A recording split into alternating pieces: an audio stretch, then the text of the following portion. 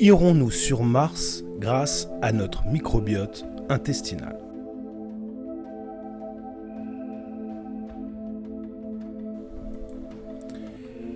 Vivre dans l'espace, pas si simple.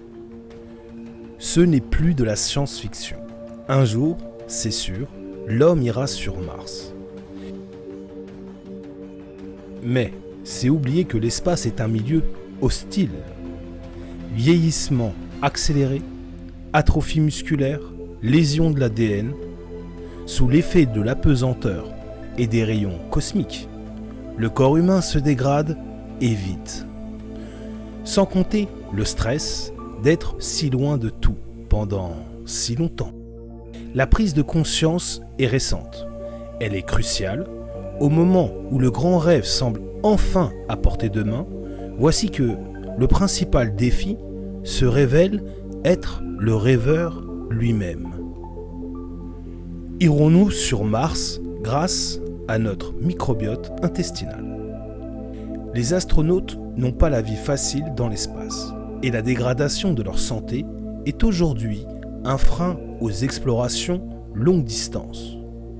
Mais des biologistes pensent avoir trouvé une solution, optimiser leur microbiote par un symbiote. Passer de longues périodes dans l'espace peut faire des ravages sur la santé des astronautes, au point même que cela empêche la réalisation de missions longue distance, comme un atterrissage sur Mars, qui nécessite au moins, aujourd'hui, 260 jours de voyage. L'expérience Mars 500 a modifié le microbiote des astronautes. Voyager jusqu'à Mars ne sera probablement pas de tout repos. La santé des astronautes sera mise à rude épreuve et leur microbiote aussi. Selon une étude récente, le microbiote intestinal des participants à l'expérience Mars 500 a subi quelques désagréments. Voyager dans l'espace n'est pas une promenade de santé, d'autant plus que les séjours s'allongent. Lors d'une mission habitée vers Mars, les astronautes devront rester confinés pendant 2 à 3 ans. Durant cette période de voyage, aucun ravitaillement en eau, en air, en nourriture ou encore en matériel médical ne sera possible. C'est pour anticiper cet effet de telles conditions sur le corps humain que 6 astronautes se sont isolés pendant 520 jours entre 2010 et 2011. L'expérience Mars 500 avait pour but de recréer les conditions d'un aller-retour vers la planète rouge dans une installation qui reprend la configuration d'un véhicule spatial. À l'issue de l'expérience, ils avaient un bon état de santé général, mais le confinement a tout de même modifié leur physiologie, notamment leur microbiote. Une équipe canadienne a récemment réanalysé les échantillons de selles des 6 astronautes, prélevés au début de l'expérience et à la fin. C'est ainsi que les modifications de leur microbiote intestinal ont été mises en évidence. La proportion de certaines bactéries bénéfiques a drastiquement diminué, quand d'autres sont devenues plus abondantes. Le microbiote altéré par un confinement de longue durée. Parmi les échantillons, les scientifiques ont identifié 408 génomes bactériens, dont 213 sont partagés entre les 6 astronautes. Ils ont donc concentré leurs recherches sur ces derniers. À la fin de Mars 500, 16 espèces bactériennes ont proliféré dans l'intestin des astronautes. Malheureusement, les espèces identifiées ne sont que très peu décrites et leur rôle dans le microbiote est inconnu. Ils n'ont pu identifier que Stratococcus thermophilus, une bactérie utilisée dans les processus de fermentation du lait. À cela s'ajoutent 15 espèces dont l'abondance a diminué à la fin de l'expérience. Cette fois-ci, elles sont plus caractérisées et les scientifiques ont pu identifier des espèces associées à la dégradation des amidons résistants, au métabolisme de l'insuline et à des propriétés anti-inflammatoires. Le bilan de santé des astronautes a montré qu'ils souffraient d'une inflammation intestinale et d'une résistance à l'insuline absente au début de l'expérience. Ils étaient donc en dysbiose. Cette étude fournit les premières preuves qu'un confinement prolongé altère le microbiote des humains. Un aspect à ne pas négliger durant nos futurs voyages spatiaux au long cours. Comment le microbiote intestinal peut protéger la santé des astronautes? Les traitements ciblant le microbiote intestinal, comme les symbiotes, pourraient protéger les astronautes contre les effets négatifs des voyages spatiaux sur leur santé.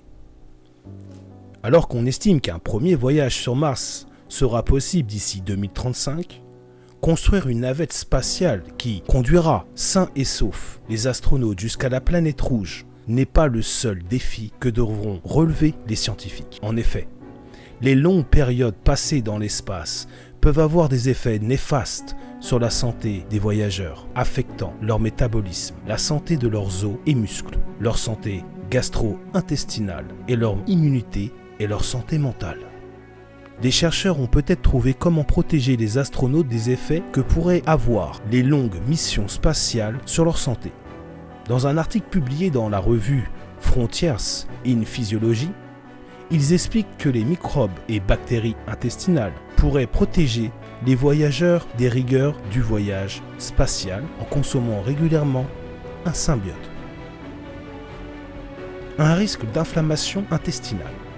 De nombreuses études se sont intéressées aux microbes intestinaux et à leur rôle dans la santé des astronautes en mission spatiale.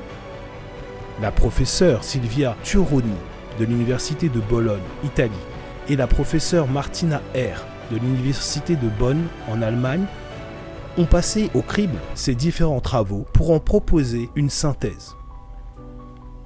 Ainsi, une étude a montré que les microbiotes des astronautes, lors d'une même mission, se ressemblaient de plus en plus pendant le voyage. D'autres travaux ont mis en lumière une augmentation des bactéries associées à l'inflammation intestinale et une diminution de celles ayant des propriétés anti-inflammatoires.